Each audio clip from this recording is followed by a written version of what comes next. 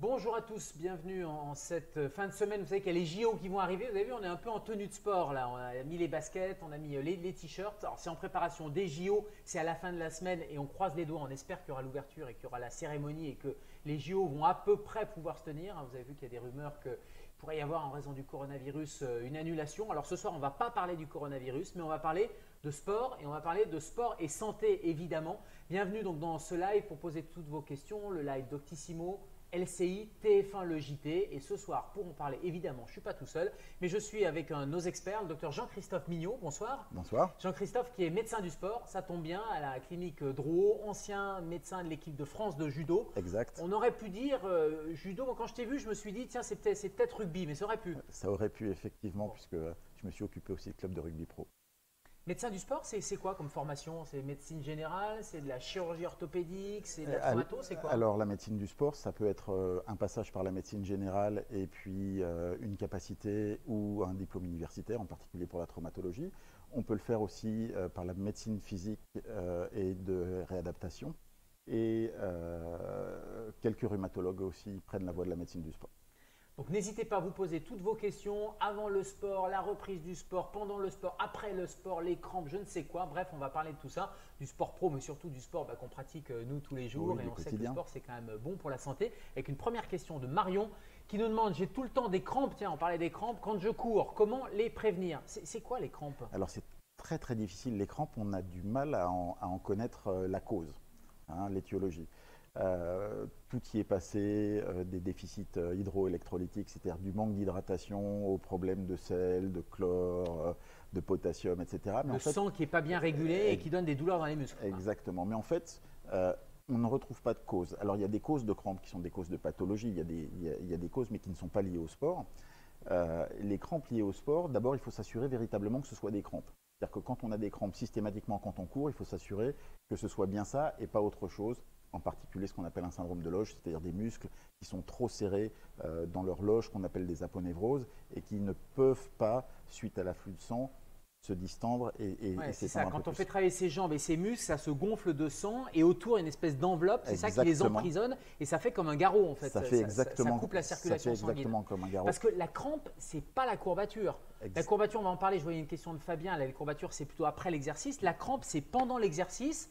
Je vais avoir une douleur en fait et je vais avoir le muscle qui va se resserrer. Un muscle qui va se contracter très fort et qui fait très mal. Et ça, on n'en a pas la cause. On ne sait pas si c'est une cause, encore une fois, neurologique ou si c'est une cause hydroélectrolytique. Il faut s'inquiéter, il faut aller voir le médecin? Il faut aller voir le médecin parce qu'il faut chercher ce qui se passe. Son médecin généraliste dans un premier temps, il fait faire une prise de sang? Il fait faire une prise de sang, on va voir, on fait une petite enquête, on regarde s'il y a des crampes dans la famille, on regarde comment surviennent ces crampes, on en fait l'analyse et puis à ce moment-là, on peut orienter plus facilement le patient vers soit une réadaptation de son entraînement. En général, les crampes surviennent quand on n'est pas assez entraîné, qu'on en demande un petit peu trop à son organisme. Pas assez échauffé ou qu'on pousse un peu trop loin. Un mauvais mouvement aussi, ça peut être, je ne sais pas, un sport par exemple de raquette, le tennis avec une crampe, ça peut être une mauvaise position? Un mauvais mouvement peut le faire et puis un choc aussi. On rencontre ça souvent dans les sports de ballon par exemple, les sports contact. Un choc au bout d'un certain moment du match sur un muscle fatigué, ça peut entraîner une crampe très violente et très douloureuse. Après, il y a une différence. Si c'est toujours le même muscle, là, on peut aller voir ce qui se passe au niveau de ce muscle. J'imagine une échographie, aller faire des examens complémentaires. Si c'est plus de muscles ou différents muscles, là, c'est là où on va chercher d'autres troubles plus généraux. Exactement. Et puis surtout, quand on peut le faire au moment de l'échographie, surtout, on cherche à reproduire la crampe, c'est-à-dire qu'on fait courir le patient, on le met dans ces conditions d'apparition des crampes et à ce moment-là, on recherche. D'épreuve d'effort. D'habitude, l'épreuve d'effort, c'est pour le cœur, mais là, on peut tester pour le muscle. Alors justement, Fabien nous demande les étirements contre les courbatures. Est-ce vraiment efficace? Alors là, les courbatures, c'est plus des crampes, c'est des douleurs des musculaires après l'effort. C'est des douleurs différées qui sont liées au fait qu'à l'effort, on est cassé du muscle, pour l'expliquer simplement. Et, on a étiré? On a étiré, puis on a cassé des petits ponts entre l'actine et la myosine dans le muscle, sur les protéines du muscle. Et ça entraîne des phénomènes inflammatoires qui sont des phénomènes douloureux. Les étirements n'ont que peu d'efficacité sur les courbatures. Les étirements, c'est une chose très intéressante. Il faut savoir quand les faire, et il faut savoir ce qu'on recherche. C'est-à-dire que les étirements qu'on va faire avant l'effort, au moment de l'échauffement, doivent être des étirements qui sont faits après un échauffement un petit peu court et puis des étirements un peu balistiques. Les étirements balistiques, ça veut dire par exemple, balancer la jambe d'avant en arrière. D'accord. Ce qu'on va faire les sportifs de plus en plus après un petit Parce qu'en échauffement plus, j'imagine, cardiovasculaire. il y a le muscle et puis en plus, il y a les articulations qu'on va échauffer, qu'on va Voilà. entraîner.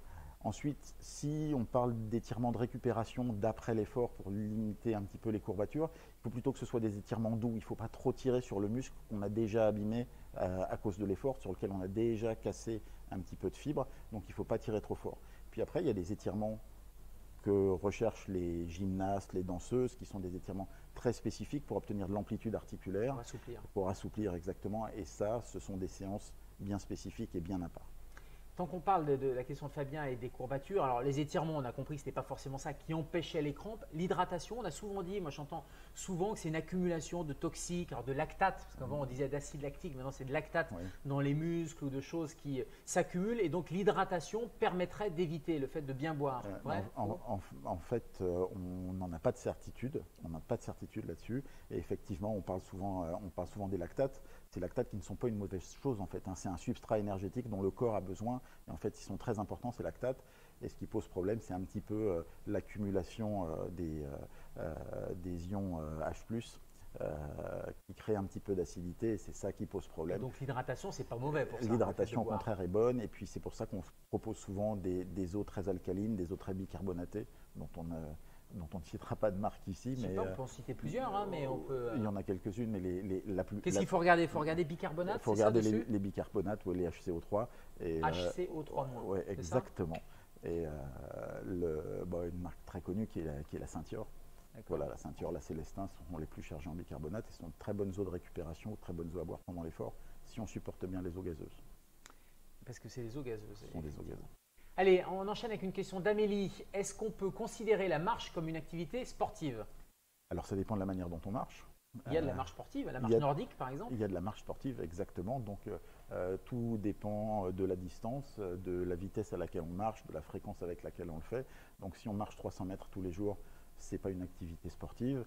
Si on fait de la marche nordique et qu'on marche plusieurs kilomètres ou qu'on va faire de la randonnée pédestre ou de la randonnée en montagne ou même de la randonnée en forêt, qui plus est avec un sac à dos, à ce moment-là, on est véritablement dans l'activité sportive. Après, ça permet de rebondir. Amélie qui me pose la question sur l'activité sportive. En fait, ce qu'on dit, c'est qu'il y a la sédentarité, c'est-à-dire que quand on fait rien, on est dans son canapé, on n'a pas d'activité physique. Après, il y a l'activité physique, la marche, les 300 mètres ou les 10 000 pas par jour. Exactement. 300 mètres, c'est moins de 10 000 pas, mais 10 000 pas par jour qui est recommandé, c'est bon pour la santé. Et puis après, l'étape d'après, c'est l'activité sportive. Mais finalement, ce qui n'est pas bon, c'est la sédentarité. Et si on est sédentaire, faut qu'on passe à de l'activité physique. Et si on est dans l'activité physique, c'est là où il faut qu'on aille chercher un peu plus loin. Exactement. Et en fait, pour savoir si on fait de l'activité sportive, c'est simple. Il faut sortir un peu de sa zone de confort. Il y a quelque chose qui est très très simple pour faire une différence entre activité physique et activité sportive. C'est quand on court par exemple ou quand on fait du vélo avec des amis. Si on est à un rythme où on peut parler parfaitement sans être essoufflé, on est dans l'activité physique. Quand on commence à être un peu essoufflé, qu'on a un peu plus de difficulté à parler pendant l'effort, c'est du sport. Je pensais que le vélo c'était quand même du sport de toute façon, mais bon. C'est une activité. En tout cas, c'est bien de bouger. Et je crois que quand on ne bouge pas, vraiment le message c'est de bouger. Voilà. Et quand on bouge déjà, c'est de bouger plus. Ah oui, alors bouger, ça c'est très important. On parle beaucoup des décès liés aux pathologies comme le diabète, comme la consommation de tabac, etc. etc. Les maladies cardiovasculaires, les premières causes de mortalité. Il faut savoir que l'inactivité est la chose qui tue le plus dans le monde.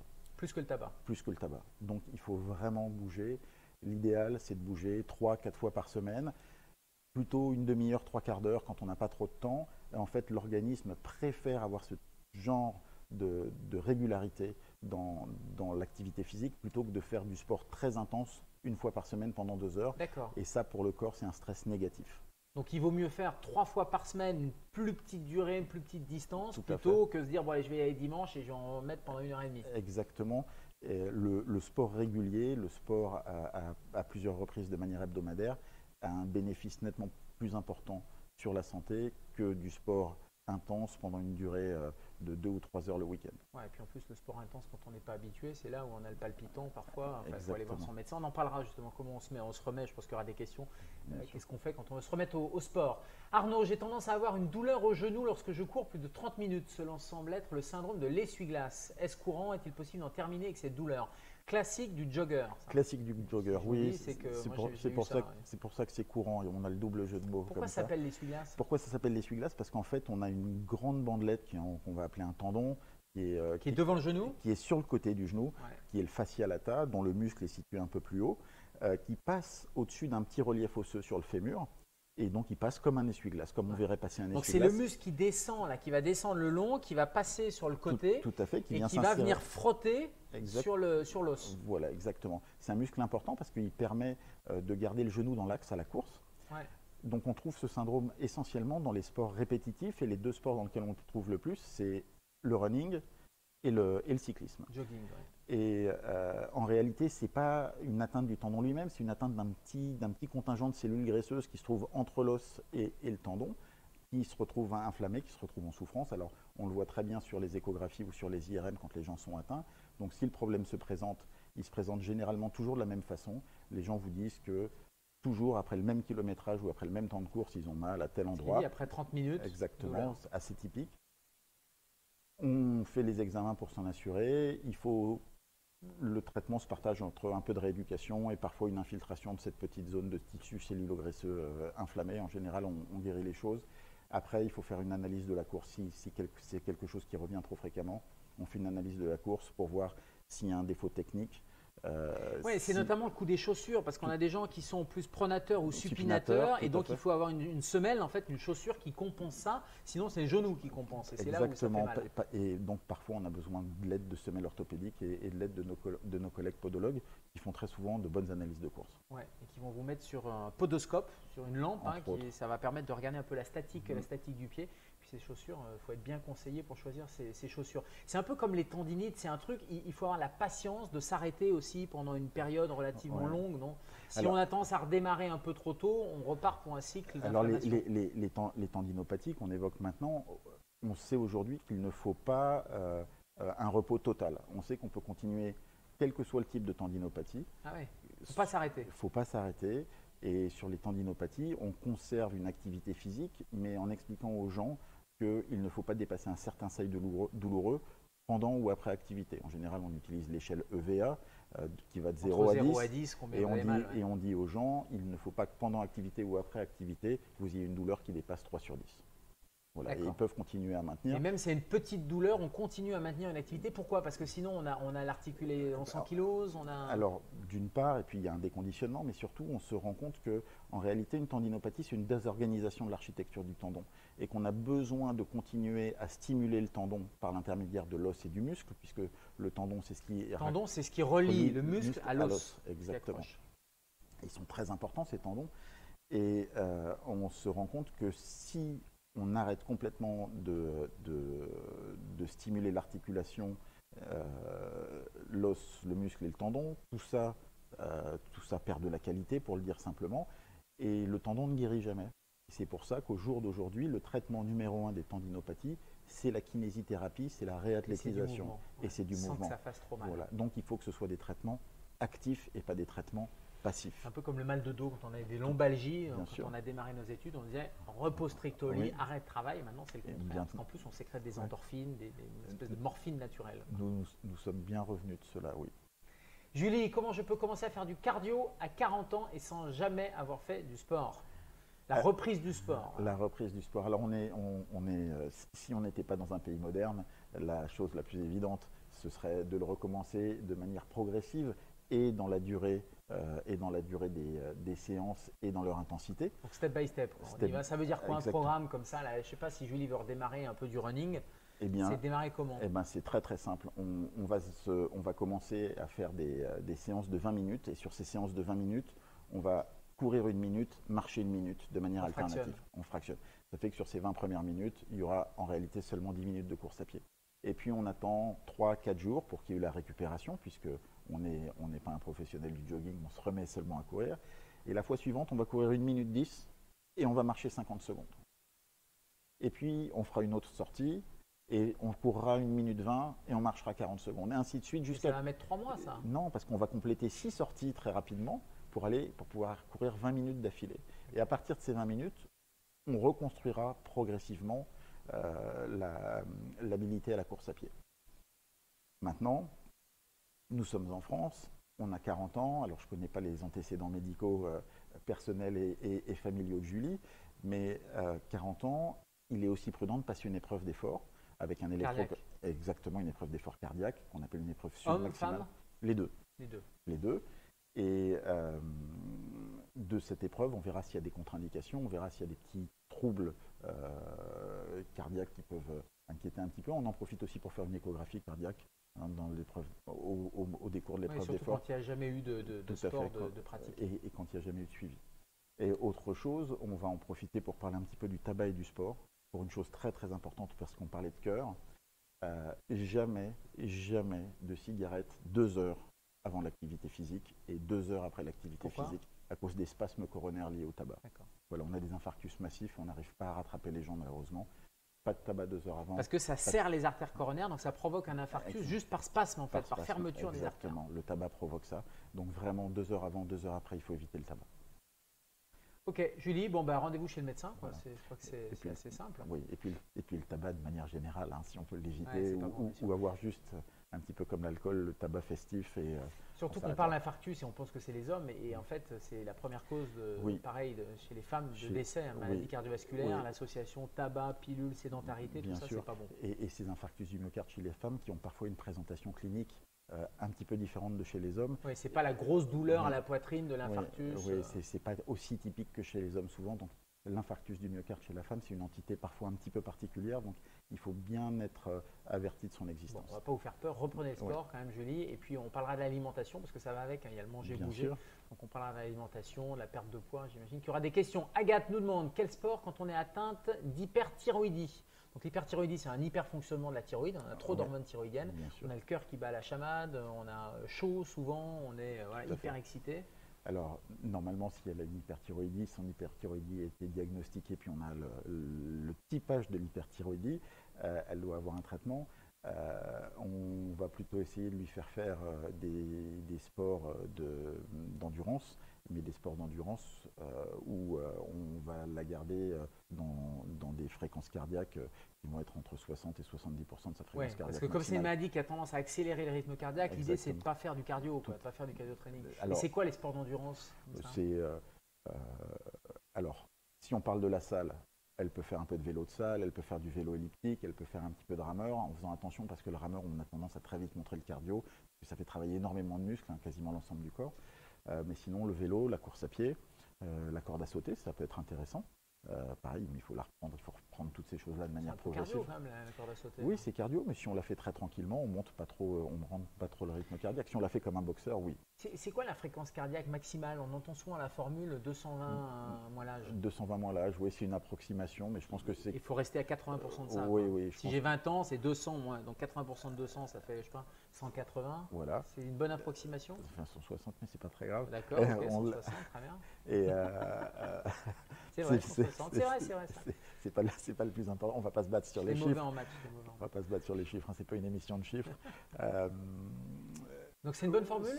Oui, c'est une approximation, mais je pense qu'il faut la conserver. Après, on a d'autres calculs. Et puis surtout, en fait, ce qu'il faut savoir, c'est que chez des sujets très entraînés ou chez des athlètes, c'est une formule qui est inexacte, mais c'est pas ce qui nous intéresse. Mais pour monsieur et madame tout le monde, pour le sportif loisir, c'est une très très bonne approximation. Parce que beaucoup maintenant on démontre les cardiofréquences-mètres. C'est utile ça, ces cardiofréquences-mètres? Ça sert à quelque chose? Oui, je pense que c'est utile pour certains. Alors après, il faut les nouveaux cardiofréquences-mètres en fait se mettent un petit peu plus haut et en fait ils prennent le pouls avec de l'infrarouge, je crois. C'est plus fiable. Parce qu'avant c'était des ceintures, c'est ça? Alors les ceintures sont fiables et parfois les montres, quand elles sont pas bien placées sur le poignet, elles peuvent être un peu moins fiables. Donc il faut bien les calibrer. Mais oui, ça peut être utile pour quelqu'un qui s'y remet. Après, je pense que pour quelqu'un qui est très très entraîné et qui connaît vraiment ses sensations, on n'a pas besoin de se prendre le pouls et de vérifier la fréquence cardiaque. Alors après, ça nous sert pour les sportifs de très haut niveau pour savoir dans quelle zone on les pousse sur de l'entraînement très spécifique pour améliorer certaines qualités. Mais pour monsieur et madame tout le monde, oui, c'est intéressant, oui, ça vous donne vos calories. Ça peut être motivant en plus. Et exactement. Les calories, il y a un côté un peu, je suis content, je fais tant de kilomètres, tant de calories. Exactement, et on échange un peu sur fréquence cardiaque. On échange un peu. J'en profite pour vous dire, sur Doctissimo, on a fait le premier palmarès de la santé connectée et dans les catégories qui sont testées, il y a des montres. Donc allez voir, vous verrez, il y a les cardio-fréquence mètre notamment, en tout cas les montres connectées. Emeline, l'échauffement est-il vraiment essentiel, même pour de petits efforts? Alors pour des, Oui. pour des efforts très courts, pas nécessairement, ça va dépendre de leur violence. Mais oui, en général, il faut s'échauffer, il faut monter Sinon, le corps. on risque quoi? Et ben, on peut se faire mal. On peut se faire mal On sur peut le se plan claquer un musculaire. muscle? Oui, on peut se faire mal sur le plan musculaire, c'est essentiellement ça. On peut se faire mal sur le plan tendineux. On peut se faire mal sur une articulation, sur un ligament. Donc oui, c'est important de monter le corps en température en fait. Warming up et cooling down, comme disent les anglo-saxons, c'est ça? On s'échauffe et puis après, on refroidit, c'est-à-dire qu'on ne s'arrête pas, on se met à courir, on ne se met pas d'un coup à courir, on s'échauffe tranquillement, on s'étire, etc. Et puis après la course, après le running, c'est bien aussi de marcher tranquillement, de redescendre tranquillement. Oui, tu résumes très très bien avec ce warming up et ce cooling down. Mais ce qui est assez… ce que les anglo-saxons disent et ça marche pas mal. Hein. Oui, ils ont un sens de la formule qui est intéressant. Mais ce qui était amusant, c'est que nous devrions être capables, parce que nous sommes des animaux, de ne pas avoir besoin d'échauffement en cas de nécessité de fuite ou de choses comme ça. On le voit très bien dans la nature, hein, les animaux qui doivent fuir d'un seul coup pour sauver leur vie, ils sont… Non, mais en fait ils sont chauds toute la journée parce que du matin où ils se lèvent… Ouais, ils sont en tension, ils ont une tension musculaire en permanence que nous on n'a pas. Mais c'est vrai que, je crois que c'est Emeline qui nous demandait ça, s'il y a un effort même court, il peut être intense, et s'il est intense, il y a un risque de claquage. Bien sûr, il faut vraiment s'échauffer. il y a un risque et ça d'atteinte ne prend pas 10 minutes de s'échauffer. Non, on fait encore une fois monter le corps tranquillement en température. Ça se fait simplement. Mag, je suis en surpoids, est-ce que je peux quand même faire du footing ou c'est dangereux pour mes articulations? Ça dépend du surpoids. Alors surpoids, on le rappelle, hein, c'est l'indice de masse corporelle, hein, c'est l'IMC. Oui. Poids sur la taille au carré, si vous êtes entre 25 et 30, vous êtes en surpoids. Au-dessus de 30, vous êtes en stade d'obésité. Voilà.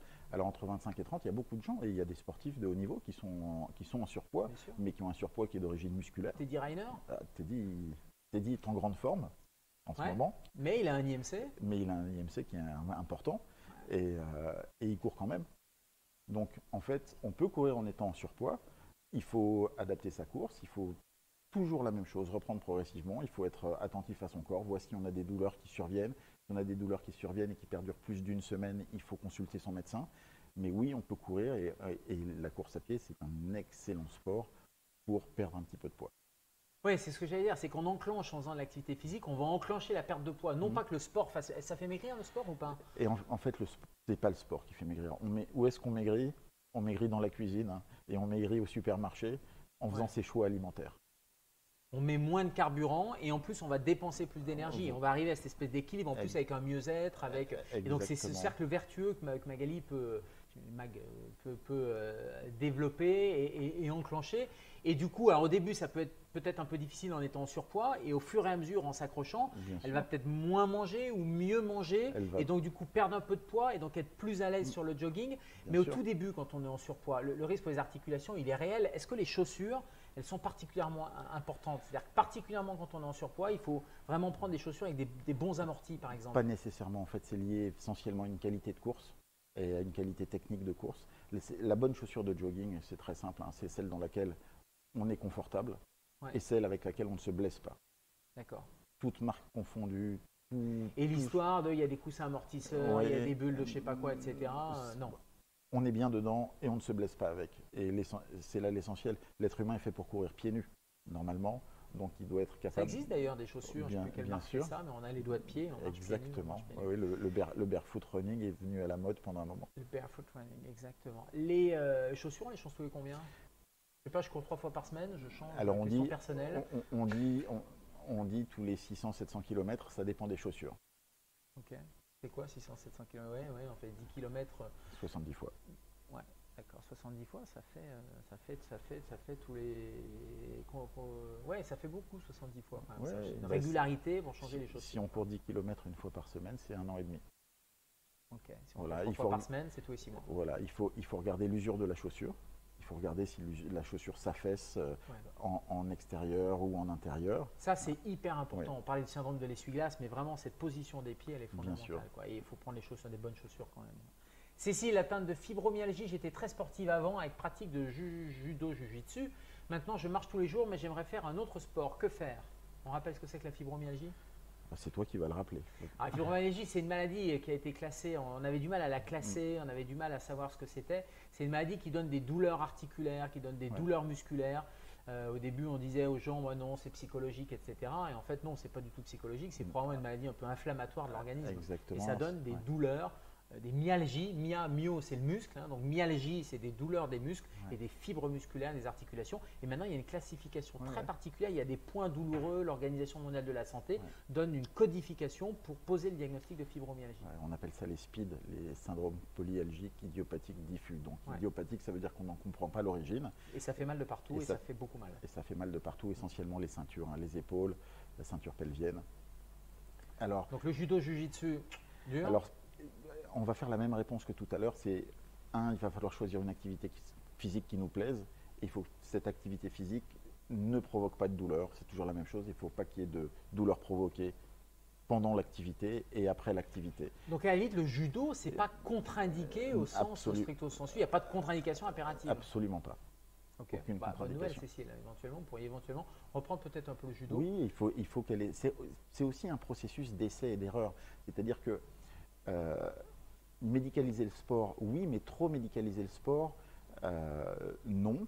Oui, c'est pas au médecin de choisir le sport que vous devez faire ou pas faire. D'une part, et puis on en revient à ce qu'on disait il y a 20 ans ou 30 ans, quand toi et moi faisions notre médecine, lombalgie, sciatalgie, il fallait rester allongé, on ne bougeait plus. Et en fait, la vérité, il semble qu'elle ne soit pas exactement là, et que malgré cette fibromyalgie, il faille continuer à bouger. Au contraire, on a ces phénomènes inflammatoires, et le sport est un anti-inflammatoire. Le fait de faire du sport, c'est anti-inflammatoire pour l'organisme. Est-ce qu'il y a quand on a comme ça des douleurs un peu articulaires, je pense à la polyarthrite rhumatoïde, on dit souvent la piscine par exemple, parce qu'on est un peu en apesanteur, ça soulage. Est-ce que c'est quelque chose qu'on peut conseiller? C'est la natation. La natation, oui, parce que il n'y a pas d'impact. Ouais. Deux, on tape pas, quoi. On porte beaucoup moins son poids de corps. On peut essayer aussi, de faire de l'aquabike, tout ce qui se fait, en apesanteur. Les gens, il y a des voyages spatiaux en ce moment. Il est revenu. On a des fédérations de marche côtière en mer. Ça peut être aussi intéressant pour certains. Et puis d'autres sports portés, l'aviron, pourquoi pas. Le vélo, pourquoi pas aussi. Voilà, après, parce que c'est un sport symétrique, le vélo. Donc on peut, avec les articulations, les ceintures ne bougent pas trop. Et sans impact. Et sans impact. Ce qu'il faut éviter quand on a mal aux articulations, effectivement, c'est de taper, c'est d'impacter avec les jambes, avec le dos aussi. Pareil pour les lombalgies, j'imagine, quand on a mal au dos, on évite peut-être le jogging.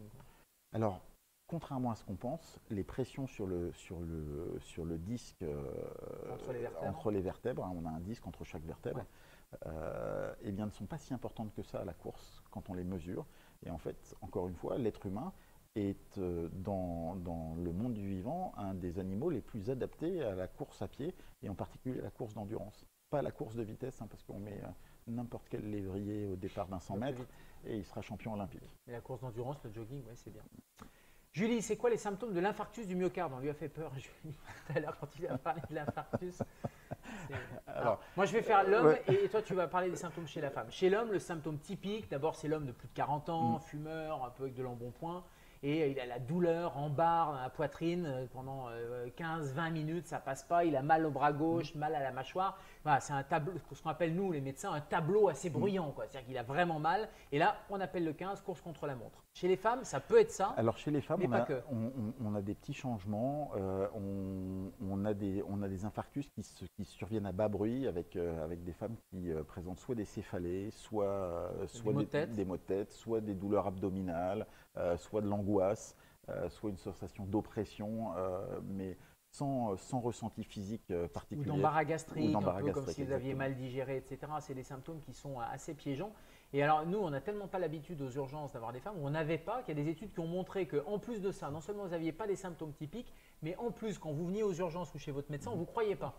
Et ça, c'est quand même assez dingue, et c'était une vraie perte de chance. Donc maintenant, on oublie, mais dès que vous avez des symptômes comme ça qui perdurent un peu, il ne faut pas s'affoler. L'idée, ce n'est pas de s'alerter, mais il faut consulter et faire un électrocardiogramme. En tout cas, il ne faut pas les négliger. L'autre chose qu'il ne faut pas négliger, et c'est souvent, ça alerte, c'est je fais un effort et je commence à avoir une petite douleur ou quelque chose qui n'est pas bien. Qu'est-ce que je fais? Alors, il y a le point de côté, et puis il y a ce qui n'est pas un point de côté. Si on a le moindre doute, on s'arrête. Ouais. Si la douleur disparaît rapidement, a priori, pas d'inquiétude. Il faut être capable de différencier des douleurs pariétales dans les douleurs thoraciques. Il faut Ouais. être capable de différencier les Faire un douleurs petit muscle, une pariétales, petite névralgie, un petit la, truc, la paroi, donc la cage la thoracique cage qui thoracique, fait mal, quoi. des douleurs, d'autres douleurs, en particulier des douleurs cardiaques. Ouais.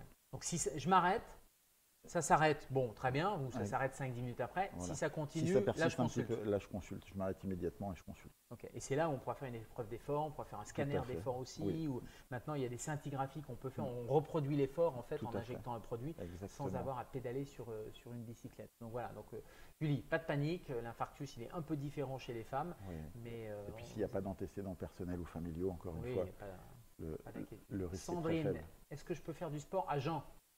Oui. Bien sûr. Bien sûr. Alors, C'est même mieux, non? On est plus léger. les recommandations sont de faire du sport à intensité modérée, à jeun, et de ne pas dépasser 45 minutes, en particulier quand on n'y est pas habitué. Souvent, les gens veulent faire du sport à jeun pour perdre du poids. Ça n'augmente pas véritablement la perte de poids. On ne brûle pas nécessairement beaucoup plus de graisse. Puis surtout, quand on passe par faire du sport à jeun et qu'on est seul, on emmène toujours un ou deux petits morceaux de sucre ou une Alors, une c'est la question que barre. j'allais te poser. On risque qu'est-ce qu'on risque? On risque Oui, l'hypoglycémie? on risque l'hypoglycémie. Parce que moi, je croyais que l'hypoglycémie, ça n'existait pas, sauf chez le diabétique qui prenait de l'insuline ou Non, des ça- médicaments. ça arrive. Chez le sportif, avec l'effort sportif, Ouais, ça peut arriver. Ça peut arriver. C'est assez rare, mais ça peut arriver. Ou sinon, parce que souvent, c'est un malaise vagal, on se Ouais. sent pas bien, on se sent un peu faiblard. Et le sucre a un peu un effet placebo dans cette histoire-là. Ça, c'est juste, mais on a quelques cas d'hypoglycémie chez les Ça sportifs. Ouais. Donc, si on part courir à jeun, on emmène soit une petite barre de céréales, ce que vous voulez, mais un peu de sucre. Mais là aussi, pas de contre-indication. Non. Tiens, en parlant des contre-indications, on en est où des certificats de sport là? Parce que ça a changé récemment. Oh, là, ça change récemment. Alors, il y a certaines fédérations qui les rendent plus obligatoires, et puis d'autres qui vont les rendre obligatoires tous les 2 ans ou tous les 3 ans. Et on a eu un décret au journal officiel, mais certaines fédérations font un petit peu leur sauce dans leur coin. Donc, il faut vraiment regarder en fonction des fédérations. Ok. Si on s'inscrit à une fédération, mais sinon, il n'y a pas besoin de, je sais Ah bah, pas, si on du est- sport dans une municipalité, Si on dans n'est pas, une salle de sport. si on il y n'est a pas besoin. inscrit dans un club, il n'y a pas besoin. Il n'y a pas besoin. Luc, un homme. Parce qu'on n'a que des femmes depuis le début. Julie, Emeline, Oui. Mag. Luc, j'ai été atteint du Covid-19 il y a 2 mois. Puis-je reprendre le sport sans risque? Alors, ça dépend quelle a été l'atteinte, quelle a été la Donc gravité Luc, de c'est votre l'atteinte. médecin déjà Ouais. qui peut vous répondre. Donc nous, on peut donner des conseils en général, mais c'est votre médecin Et- qui va, dans votre cas particulier, vous conseiller. Et donc, il faut voir s'il y a eu une atteinte pulmonaire, une atteinte cardiaque. Est-ce que dans l'atteinte pulmonaire, il a eu les atteintes pulmonaires qu'on connaît du Covid? On avait dit qu'on ne parlerait pas du Covid aujourd'hui. Et, On fermera la parenthèse. Et Luc nous demande, donc il bon, s'inquiète. alors, répondons-lui. Ensuite, est-ce qu'il a fait une embolie pulmonaire suite à son Covid? Est-ce qu'il y a eu une atteinte? Est-ce qu'on sait qu'il y a eu des péricardites avec le Covid? Des myocardites Des aussi. myocardites, merci. Donc, il faut savoir s'il y a eu ces atteintes. Si on a fait un Covid qui n'a pas été un Covid grave, si on n'a pas été hospitalisé, si on est jeune, on peut reprendre le sport, on le reprend de manière progressive. Si on a le moindre doute, on voit son médecin. Si on a le moindre doute avec une atteinte cardiaque ou une atteinte pulmonaire, on voit son pneumologue, son cardiologue, ou un pneumologue et un cardiologue. On fait l'épreuve d'effort, Quelques examens. on fait un scanner pour le poumon parce que c'est a priori le meilleur examen qu'on ait dans le cadre de la pathologie Covid. Et si tous les voyants sont au vert, et ben on fait une reprise du sport. Et on le redit, progressive. On peut rappeler, j'aime bien redire quand même que la meilleure immunité ou ce qui booste le système immunitaire, c'est quand même le sport. Ah, le sport, c'est un médicament fantastique, un médicament de prévention fantastique à tous les niveaux. Sur le plan physique, ça permet de réguler le système immunitaire, ça régule le système hormonal, ça permet de réguler la glycémie. Donc, Ça, c'est prouvé. Ah, ça, c'est prouvé. Sur le système immunitaire, on a des preuves Oui, scientifiques bien qui sûr. disent que ça augmente Bien notre sûr. défense immunitaire. Oui, bien sûr. Et puis, on est un peu dehors, un peu de vitamine C'est D. pour ça, et après on ferme Ouais. la parenthèse du Covid, mais c'est pour ça que fermer les salles de sport en période de Covid, c'était pas forcément Ah, une très bonne idée. Quoi. c'est une question à se poser. Je pense que les salles de sport ont été fermées par des craintes de clusters dans les salles de sport parce que les gens se réunissaient. A priori, quelques études avaient été faites aux États-Unis et en Angleterre montrant qu'il n'y avait pas de contamination dans les salles de sport. Ferme la parenthèse. Bon, si vous avez des questions quand même sur le Covid, n'hésitez pas, mais il faut que ce soit Covid et sport quand même. Jacqueline, les personnes atteintes d'une maladie chronique, allergie, rhumatisme, diabète, asthme, peuvent-elles faire du sport? Oui. Mais c'est pas qu'elles peuvent, c'est qu'elles doivent faire du sport. Voilà, le sport, on devrait rendre le sport obligatoire.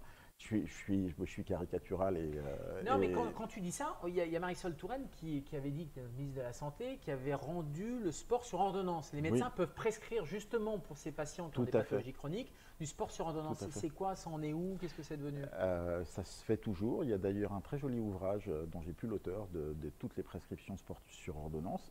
En général, ça se fait avec les médecins qui ont les capacités de médecine du sport et uniquement pour les gens atteints de maladies chroniques. Et ça veut dire que c'est remboursé par la Sécu? Ça veut dire que c'est en partie pris en charge. En partie pris en charge, parce que c'était la question, est-ce que c'est pris en charge? Il y a des mutuelles en tout cas qui le prennent en charge. Tout à fait. Il y avait une histoire de chèque sport santé aussi, Tout mais à pour les fait. malades chroniques, bien sûr.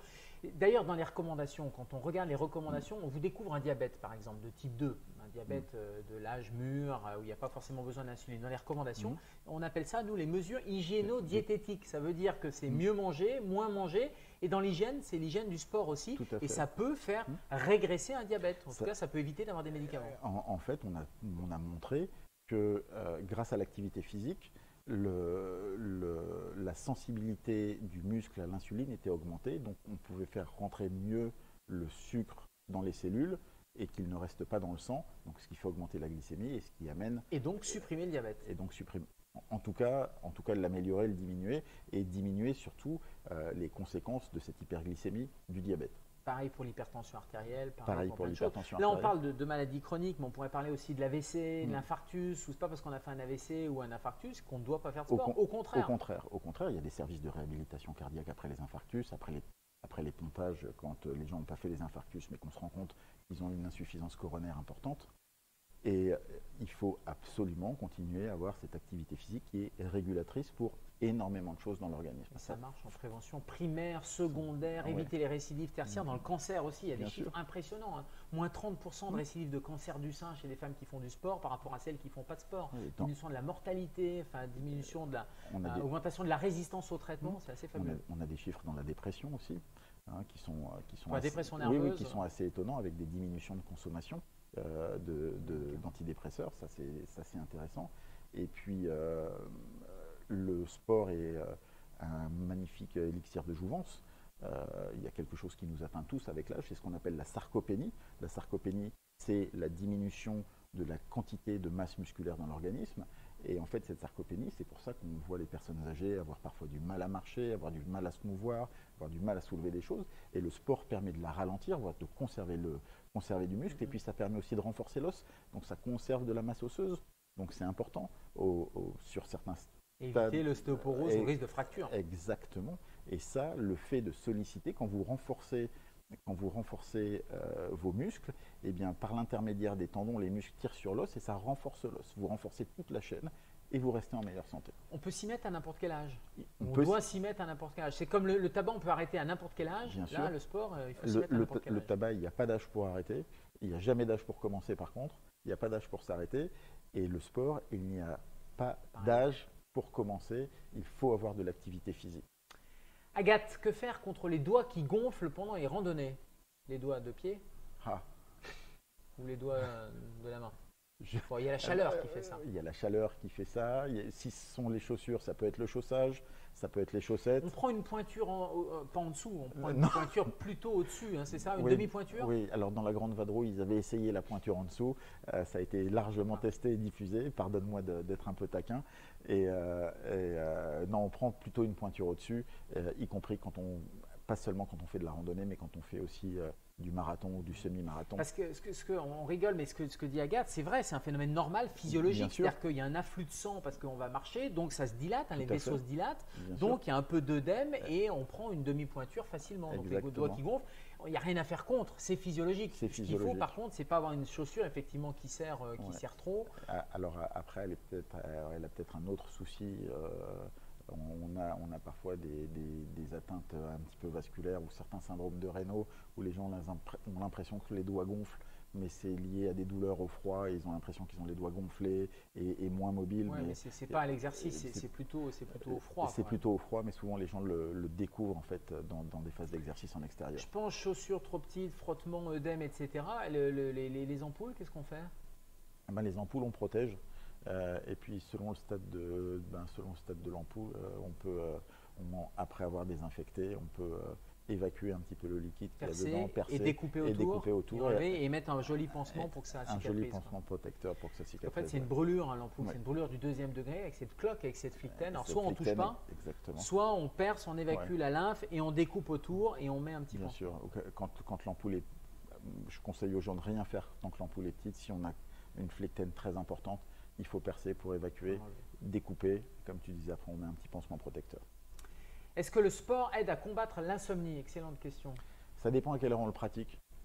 Ouais. Ça dépend à quelle heure on le pratique. Il y a des heures de la journée en fonction de l'intensité sportive qu'on va avoir.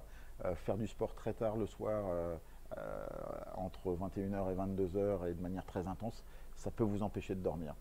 Mais parce qu'on est surex, parce que le cœur a été, corps a été sollicité, on a augmenté la température corporelle. Bien sûr, et puis aussi on a augmenté l'adrénaline et donc on dort moins bien. Et, ça dépend de quel sport. Ça dépend de quel sport, mais en général, le sport fait de manière trop intense et trop tard le soir va avoir un effet un peu néfaste sur le sommeil. Et ça dépend des individus, hein. Il y a des susceptibilités individuelles.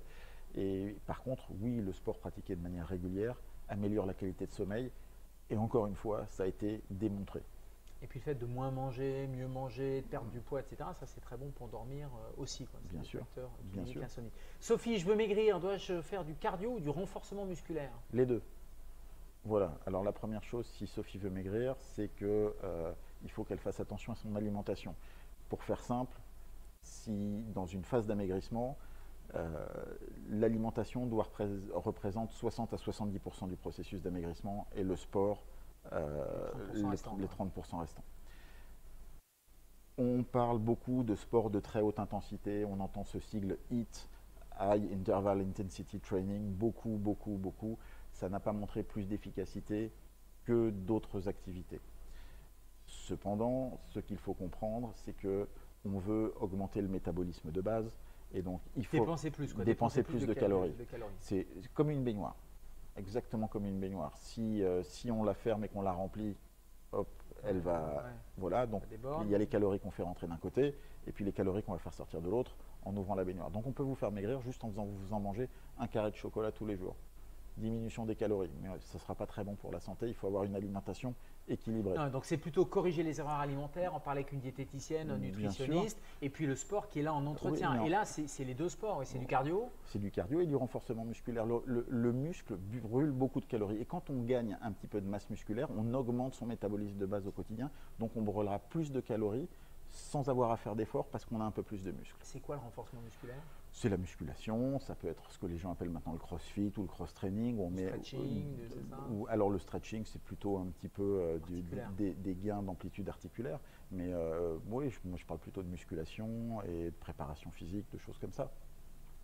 Et puis préparation physique, attention à jamais de produits, de protéines, de machin sans avis. Sans avis, et puis normalement, pour le sportif loisir et monsieur et madame tout le monde, l'alimentation bien gérée doit apporter tous les macronutriments, protéines, glucides, lipides, et les micronutriments, les vitamines, etc., nécessaires à un bon fonctionnement de l'organisme. Belle assiette de saison colorée, j'ai l'impression d'être Laurent Mariotte, vous allez avoir tous les nutriments et toutes les vitamines. Tu me l'enlèves de la bouche puisqu'on parle d'alimentation. Alimentation colorée, il faut qu'il y ait de la couleur dans l'assiette, exactement. C'est l'été, ça tombe bien. Allez, dernière question, parce que le temps passe. Laure, je peux faire du sport tous les jours ou je dois faire des pauses pour récupérer? Alors, question, oui, c'est une très bonne question. Ça dépend de l'intensité du sport qui est faite tous les jours. Si c'est du sport à basse Laure, elle est joggeuse. Elle fait quoi? 3 fois par semaine? Il faut laisser un temps de récup. Oui, il faut laisser 1 à 2 jours par semaine de récupération. C'est important parce que si on va au-delà des capacités de l'organisme et on peut créer des pathologies. Une très connue, quand on dépasse les capacités de l'organisme, c'est les fractures de fatigue. On va dire qu'elle est joggeuse, c'est les fractures de fatigue du tibia ou de certains os du pied. Après, c'est probablement de varier. C'est 3 jours de jogging et puis c'est aller marcher, faire un peu de la marche rapide, entre ou la piscine ou autre chose. Ce qu'on appelle le cross-training aujourd'hui, c'est-à-dire qu'on va courir un petit peu et puis sur une journée, on va aller faire un peu de musculation et sur une autre journée, un petit peu de vélo.